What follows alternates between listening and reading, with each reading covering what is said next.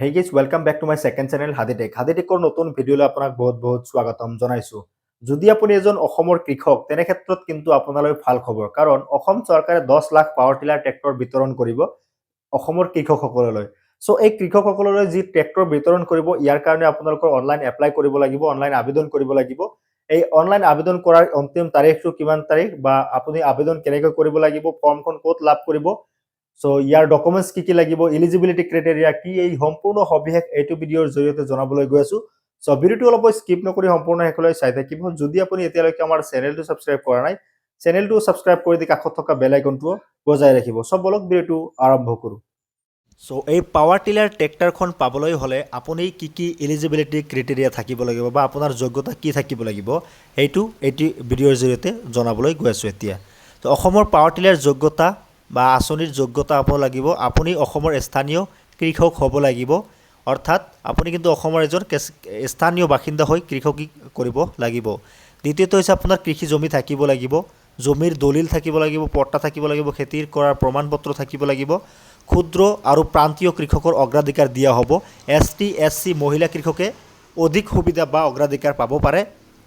একেটা পৰিয়ালৰ এজন সদস্যই সাধাৰণতে হৈ সুবিধা লাভ কৰিব পাৰিব।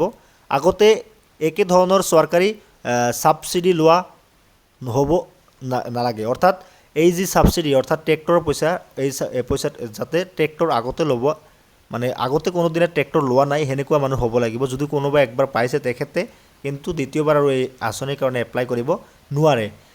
7 নম্বৰ যিখন এলিজিবিলিটি ক্ৰাইটেৰিয়া সেইটো হৈছে বেংক একাউণ্ট আৰু আধাৰ কাৰ্ড থাকিব লাগিব। কৃষি বিভাগত নাম নথিভুক্ত ফাৰ্মাৰ ৰেজিষ্ট্ৰেশ্যন থাকিলে সুবিধা হয়। যদি আপোনাৰ ফাৰ্মাৰ ৰেজিষ্ট্ৰেশ্যন নাই তেনে ক্ষেত্ৰত কিন্তু এই আঁচনিৰ কাৰণে এলিজিবল নহয়। আৰু প্ৰয়োজনীয় যিখন নথিপত্ৰ আছে সেইখন হৈছে আপোনাৰ আধাৰ কাৰ্ড থাকিব লাগিব, ভোটাৰ ID থাকিব লাগিব, বেংক পাছবুক থাকিব লাগিব, জমিৰ নথিপত্ৰ থাকিব লাগিব, পাছপোৰ্ট ফটো লাগিব। তাৰপিছত দেখা পাইছে কৃষক পঞ্জীয়ন নম্বৰ যদি থাকে, যদি আপোনাৰ কৃষক পঞ্জীয়ন নম্বৰ অৰ্থাৎ ফাৰ্মাৰ ৰেজিষ্ট্ৰেশ্যন নম্বৰ আছে তেনে ক্ষেত্ৰত কিন্তু আপুনি অগ্ৰাধিকাৰ লাভ কৰিব বা আপুনি পোৱাটো আৰু সুবিধা হৈ যাব। নেক্সট তলফালে আহিলে ইয়াতে দেখা পাইছে সাবসিডি। অসমৰ বিভিন্ন আঁচনিৰ অধীনত পাৱাৰ টিলাৰ প্ৰায় 85,000 টকা পৰ্যন্ত সাবসিডি দিয়া হ'ব। তাৰপিছত ইয়াত দেখা পাইছে ক'ত আবেদন কৰিব, জিলা কৃষি বিষয়াৰ কাৰ্যালয়, কৃষি উন্নয়ন বিষয়া ADO কাৰ্যালয় অথবা অসম কৃষি বিভাগ অফিচিয়েল ৱেবছাইটত গৈ কিনে, এইটো যিখন অসম কৃষি বিভাগৰ অফিচিয়েল ৱেবছাইট আছে সেইটো লিংক ইয়াতে দিয়া আছে, মই ক্লিক কৰি আপোনালোকক দেখুৱাই দি আছোঁ। সো এইখন হৈছে আঁচনিৰ মেইন এলিজিবিলিটি ক্ৰাইটেৰিয়া। এতিয়া হ'ল ফৰ্ম, এই ফৰ্মখন আপুনি কেনেকৈ ডাউনলোড কৰিব বা ফৰ্মখন আপুনি কেনেকৈ ফিল কৰিব, ক'ত জমা দিব লাগিব সেইটো দেখুৱাই দি আছোঁ। ইয়াতে এখন ফৰ্ম দেখা পাইছে, Assam application for the availing assistant of power tiller or tractor. এই আঁচনিৰ এইখন ফৰ্ম কিন্তু আপোনালোকৰ ফিল আপ কৰিব লাগিব। ফৰ্মখন ফিল কৰি কিন্তু আপুনি জমা দিব লাগিব। এতিয়া কথা হ'ল এই ফৰ্মখন ক'ত পাব, মই ভিডিঅ'ৰ ডেছক্ৰিপশ্যনত এখন দুটা লিংক দি দিছোঁ। এখন হৈছে মোৰ হোৱাটছআপ চেনেলৰ লিংক আৰু এখন হৈছে মোৰ টেলিগ্ৰাম চেনেলৰ লিংক। সেই দুয়োটা হোৱাটছআপ চেনেলত অৰ্থাৎ টেলিগ্ৰাম চেনেল দুয়োটা চেনেলতে কিন্তু এই ফৰ্মখন আপলোড কৰা আছে। আপুনি যিকোনো এটা চেনেলত জইন হৈ কিন্তু আপুনি এই ফৰ্মখন কিন্তু আপুনি ল'ব পাৰিব। সো এতিয়া কথা হ'ল আপুনি ফৰ্মখন কেনেকৈ ফিল কৰিব মই দেখুৱাই দি আছোঁ। এটা হৈছে to the deputy director of agriculture.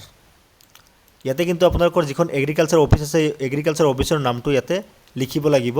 তাৰপিছত দেখা পাইছে ছাবজেক্টটো ইয়াতে দিয়া আছে। সো ইয়াতে আৰু একো কৰিব নালাগে, তলফালে স্ক্ৰল কৰিব, ইয়াতে দেখা পাইছে ছাৰ, ইয়াতে দেখা পাইছে আই, ইয়াতে আপোনাৰ নামটো লিখিব লাগিব আই। তাৰপিছত ইয়াতে ছান অফ আপোনাৰ দেউতাৰ নামটো ইয়াতে লিখিব লাগিব। তাৰপিছত দেখা পাইছে ইয়াতে কি কৰিব লাগিব, ইয়াতে আপোনালোকৰ ভিলেজৰ নামটো লিখিব লাগিব, ইয়াতে আপোনাৰ পোষ্ট অফিচ নামটো লিখি দিব লাগিব, ইয়াতে তাহচিল আপোনাৰ তাহচিল কোনটো হয় আপুনি লিখি দিব, অৰ্থাৎ সাব ডিষ্ট্ৰিক্টটো আপুনি লিখি দিব লাগিব। ইয়াত দেখা পাইছে ডিষ্ট্ৰিক্ট, ইয়াতে আপোনাৰ ডিষ্ট্ৰিক্টৰ নামটো লিখিব লাগিব। দ্য প্ৰপ'জেল কষ্ট, সো এইখিনি তলফালে আহিব। ইয়াত দেখা পাইছে location and address for the farmer, so এইখিনি কৰিব নালাগে। ইয়াত দেখা পাইছে total cost estimate of the tractor rupees. So আপুনি কিমান টকা ছাবচিডিত ল'ব বিচাৰিছে আপুনি কিন্তু ইয়াতে এণ্টাৰ কৰি দিব লাগিব বা লিখি দিব লাগিব। লিখি দিয়াৰ পাছত আপুনি তলফালে স্ক্ৰল কৰিব, ইয়াত দেখা পাইছে name of the manufacture model HP, so এইখিনি লিখিব লাগিব। লিখি দিয়াৰ পাছত আপুনি তলফালে স্ক্ৰল কৰিব, ইয়াত দেখা পাইছে ইয়ৰ ফেইথফুল। সো ইয়াতে আপোনাৰ ছিগনেচাৰটো কৰাৰ পাছত আপুনি তলফালে স্ক্ৰল কৰিব, ইয়াতে দেখা পাইছে name and address of the applicant. ইয়াতে কিন্তু আপোনালোকৰ নেম আৰু এড্ৰেছটো লিখিব লাগিব ইয়াত দেখা পাইছে ৰুপিজটো ইয়াতে লিখি দিব ইয়াত দেখা পাইছে ব্লক বা ডেভেলপমেণ্ট ব্লক আপোনাৰ ব্লক নেমটো ইয়াতে লিখি দিব লাগিব ইয়াতে আপোনাৰ ডিষ্ট্ৰিক্ট নেমটো লিখি দিব লাগিব ইয়াতে এগ্ৰিকালচাৰ অফিচৰ নামটো লিখিব ইয়াতে দেখা পাইছে ব্লক ৱাৰ্ড চাৰ্কেল লিখিব ডিষ্ট্ৰিক্ট লিখিব আকৌ সো সাবজেক্টখিনি ইয়াতে লিখি দিয়া হ'ব স্পেশালি ব্লকটো আৰু লিখি দিব লাগিব সো এইখিনি লিখি দিয়াৰ পাছত আপোনালোকৰ এই ফৰ্মখন ক'ত সাবমিট কৰিব লাগিব আৰু যিমানখিনি ডকুমেণ্টছ আছে Aadhaar card voter card PAN card তাৰপিছত আপোনালোকৰ বেংক পাছবুক এই গোটেইখিনি ডকুমেণ্টছ লৈ মাটিৰ প্ৰমাণপত্ৰ ফাৰ্মাৰ ৰেজিষ্ট্ৰেশ্যন থাকিলে সেই ফাৰ্মাৰ ৰেজিষ্ট্ৰেশ্যনৰ কপিখন লৈ কিনে আপোনালোকৰ যিখন নিয়াৰেষ্ট অফিচ অৰ্থাৎ ব্লক ডেভেলপমেণ্ট বিডিঅ অফিচত যাই কিনে এইটো কিন্তু এই ফৰ্মখন জমা দিব লাগিব বা নিয়াৰেষ্ট এগ্ৰিকালচাৰ অফিচত যাই কিনে কিন্তু এই ফৰ্মখন জমা দিব লাগিব জমা দিয়াৰ পাছতে কিন্তু আপোনাৰ এই ফৰ্মখন এপ্ৰুভ কৰাই দিব আপোনাৰ সম্পূৰ্ণ এই হেৰিখিনি চাব চোৱাৰ পাছত কিন্তু আপোনাৰ এইখন ট্ৰেক্টৰৰ কাৰণে এপ্ৰুভ কৰাই দিব সো আজিৰ ভিডিঅ'টো ইমানলৈকে আছিল ভিডিঅ'টো যদি ভাল লাগিছে লাইক কৰিব ভিডিঅ'টো যদি হেল্পফুল বুলি ভাবে তেনেহ'লে বন্ধু বান্ধৱীসকলৰ মাজত শ্বেয়াৰ কৰক সো সম্পূৰ্ণ ভিডিঅ'টো শেষলৈ চোৱাৰ বাবে আপোনাক অশেষ ধন্যবাদ থেংক ইউ জয় আই অসম